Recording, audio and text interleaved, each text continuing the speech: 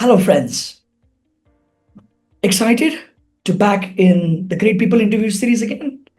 Yes, so am I, because we have a person who helps us define, strategize the experience. Yes, the customer experience, which is at the heart of every business. So let me welcome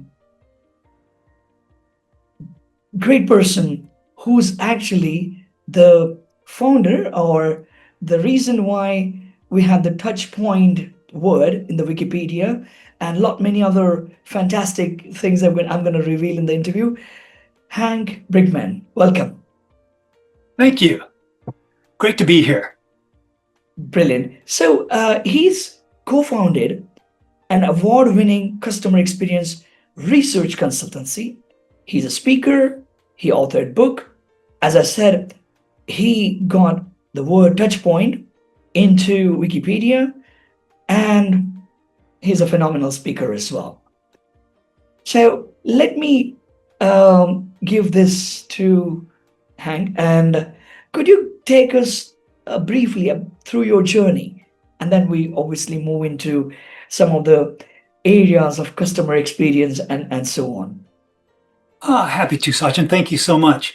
So I played a little golf professionally, and then I got into fine private club management, which I think is the toughest customer experience environment, or a tough experience environment. That's where I started to develop some concepts and practices and processes for improving how customers interacted with all of the various touch points that the businesses I was running engaged in. From that, and as such, co-founded research consultancy focused on customer experience. We developed Touchpoint Mapping, which was an early mapping process.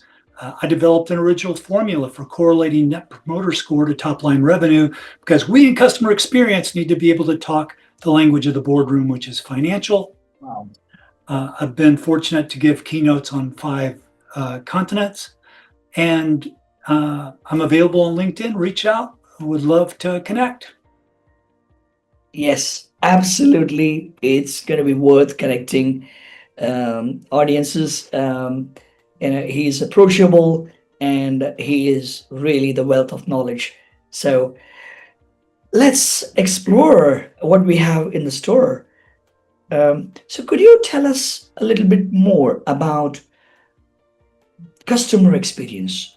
What's your, I mean, obviously, this is a loosely used word many times. So we want your definition and your views on customer experience. So customer experience management is a really young discipline. So accounting's a discipline, marketing's a discipline. And customer experience management as a discipline is 20, 25, 30 years old as a discipline. And so it's still young and evolving. And customer experience management is really about improving the effectiveness of customer journeys such that it improves the outcomes and KPIs for both the customer and the organization. So the interesting thing about customer experience is we talk a lot about the experience for the customer, but the experiences we create for our customer are critical to improving the outcomes for our business. And we need to balance that as we always do. The key is we often in our business focus more on our business than on our customers. And we have to remember that our customers is our business. So customer experience management is really about helping our organization focus on the touch points, the experiences, and the journeys of our customers to improve the efficacy of those journeys so that it improves the results of our business. Yeah, that's interesting. And you talk about shiny objects in your speeches. Can you just elaborate what this shiny object syndrome is all about and a little bit around that? Happy to. So 10 years ago, one of the shiny objects was channel strategy. And then about 5 years ago, it was digital transformation. And now the shiny object is AI. And so let me share an analogy with you because those 3 shiny objects are tools. Mhm. And if we're building a house, We need tools, we need hammers, we need saws. Yeah. But the focus of our efforts in building a house is the blueprint. The strategy is around the blueprint. What we don't need is a tool strategy. We don't need to transform our tools. We don't need AI around our tools. We need to focus our strategy and what we're trying to accomplish on the blueprint of the house. Now, are tools important? Absolutely. But those tools need to serve the blueprint, our purpose, our strategy of building that house. So bringing it back to business. Do we need channels? Yes. Do we need digital? Yes. Do we need AI? Yes. But those are tools. They need to serve our strategy around making our customer journeys better, more efficient, easier for our customers, and better for us as a business to improve our KPIs and outcomes. So the shiny object syndrome is really a syndrome that takes our focus in business off the important thing, which is the customer journey, and focuses on tools. We need the tools. We need to use the tools, but the tools need to serve the customer journey, the ease and purpose and strategy around those customer journeys. Absolutely. So if, in other words, if we have a strategy around tools, then you would say you will have these three tools, and you would decide, where I'm going to use it, how I'm going to use it. But have you thought that do you really need to use all these three tools? And that's where you come in and say, hang on, take a step back and think, what's your customer experience? And what tools are required for that? So maybe out of those three tools that we have on our plate, we actually need only two. They are going to serve the purpose, then that's fine. Then your tool strategy can be for those two tools, and the third tool you just remove out of your plate, and you don't need it. And if you do build a tool strategy, then you will never remove a tool. And I think when you're thinking about customer experience, you are actually focused on the output rather than just the execution. So I think we would say that this is to embrace within London School of Digital Business, where we talk about tools, digital tools, AI tools. But the point is, if you want to learn the tools, you have number of resources to learn the tool. But the point that you're making is learn which tool you need, where you need, and how you want to implement that tool. Unless your customer journey strategy is not in place, you can't make effective use of those tools. Exactly. Sachin, you hit the nail on the head with the hammer, which is the tool. I like that one. I like that one. Um, okay. Well, I think we can probably now talk about your golden word, touch point. Can you just elaborate on that, and how exactly people should use it and think around it? So my definition of a touch point is each interaction, physical, communication, human, and sensory, with, within, and about your organization. And so the word gets used a lot, and again, it can get a bit messy because really, what does it mean? Now, this is my definition. So if we think about each interaction, so there's an interaction, and they can be human. So people obviously are touch points.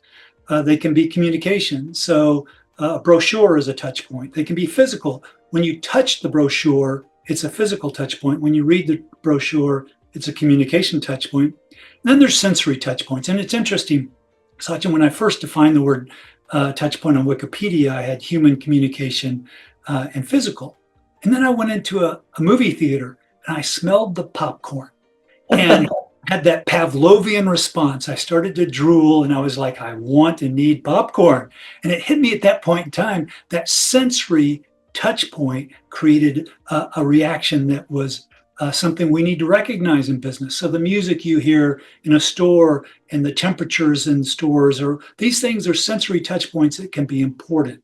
So it's with your organization, obviously customers having those interactions. It's within your organization, it's employee. And then nowadays it's a lot uh, about your organization. So maybe you use a delivery company to deliver your products. They're not your company, but that company delivering your product is creating touch points that are about your product and about your company. So it's within, and about your company that these touch points really are about. And so there's touch points, and then touch points, multiple touch points make up an experience, and then multiple experiences make up a journey. And this is actually a lot about the evolution of customer experience management as a discipline. We initially, there were people, okay, you seem to be talking about the customer a lot. We need to fix how our customers schedule the install of what we do. So fix that. That's a touch point. And then it became maybe a department or a group or a team. We need to look at the install more than just getting there and putting the product in with our customer, but now we need to look at that, how they order the product, etc. And then we got to departments, where now there's a little bit of accountability around customer experience, and we're now looking at the journey around ordering, getting it installed, the post-install survey, and that whole journey now to install. Nowadays, we have chief experience officers, and we have departments. There's greater accountability. So the evolution of this discipline has been fascinating to watch. Yes. And now we're moving towards the ultimate customer experience, which is cultural, where you change people's hearts, minds, and actions within the organization to be more customer-centric. And then we can talk about that journey approach to do that if you're so inclined. Yeah. So I think we talked about customer experience, and I think we kind of get the views and the kind of definitions. Now, if you are able to explain with one or two examples of how you have helped any of your customers, and you may or may not take their names, and just talk us through how you have helped with the customer experience strategies, and how it has actually benefited. I think that will probably give people, a picture of how they should embrace customer experience. So historically, they talk about 3 ways to differentiate your company: product, price, service. Well, unless you have a product that is so unique, and you have all the legal and amount of money to support the ability to maintain that product as your own, Yeah. product can be bought. Price obviously can be bought. The one differentiator that cannot be purchased is service, which is now more experience and now more customer centricity, where it's about culture. So if we want to differentiate through the one that can't be purchased, that's cultural. And so we need to change hearts, minds, and actions. And so how do we do that? And I'll get to a specific example in a second. There are 2 key problems we need to solve to change internal culture. One is language, and the second is silos. So what do I mean by language and silos? So language is how we talk about the things that are important. So in our companies, we typically talk about what we do. We sell, we market, we onboard, we bill. Those are things we do. And as we talk about them, we're looking in the mirror. We're focused on ourselves and what we do. And so changing language is about changing the language from what we do to the purpose of our customer journeys. And I'll get to a specific example with KPIs on that in a second. The second thing are silos, and we all complain about silos. It's brutal. We have our leaders, we have our tools, we have our teams, we have our budgets, and it's in this silo. The challenge is our customers enter our silo from another silo, interact with our silo, and then exit our silo to another silo. And because of the silos, the journey isn't as efficient and effective as it can be. We're not going to get rid of silos. We need the organizational structure around silos, but I'll talk about how to solve that quickly and easily in a moment. Back to language. So an example, insurance company in the United States had a team called payments because they received the payments for the insurance premiums. They were the payments team and they received money from their customers. Well, when they looked at really what the customer was doing when they made their payments, what the customer was doing, the purpose of that payment was to maintain their eligibility for that insurance coverage. So we changed the name, the language of that team from payments to maintain eligibility. A simple thing to do. This is so simple. You look at the primary journeys of your customers and you change the words internally from what you do to the purpose of their journeys. So that became maintain eligibility. What happened when we started to call that maintain eligibility? First call resolution around payments improved. Transactional net promoter score around payment calls improved. There are people in this multi-billion-dollar company that feel that changing the name of that from payments to maintain eligibility improved that company's cash flow. Wow. Power of language. So if we go from what we do to what they're trying to accomplish, it helps change hearts, minds, and actions, and that impacts culture. So now let's talk about silos. So we're not going to get rid of silos, but the key now culturally is historically what we've done with mapping. Let's take that as an example. We get a cross-functional team together, they map a journey, action items come out of the journey, they're handed out, and they're done, and the journey, the team disbands. The interesting thing about that, it's beneficial. We show that we're going to improve the journey, but the journey changes. Journeys aren't static. The touch points within journeys change. All of a sudden we have AI. All of a sudden we've added a different channel. So what we need to do structurally around silos is to have a cross-functional journey team that's permanent. Not everybody in the company is on a team, but that team owns that journey. And these are typically high performers in your company. You pick a few, they're on that journey team. There's now accountability. They now watch that journey as it evolves over time, and they can massage and change the touch points and the experiences within that journey to meet the ever-changing needs of that journey.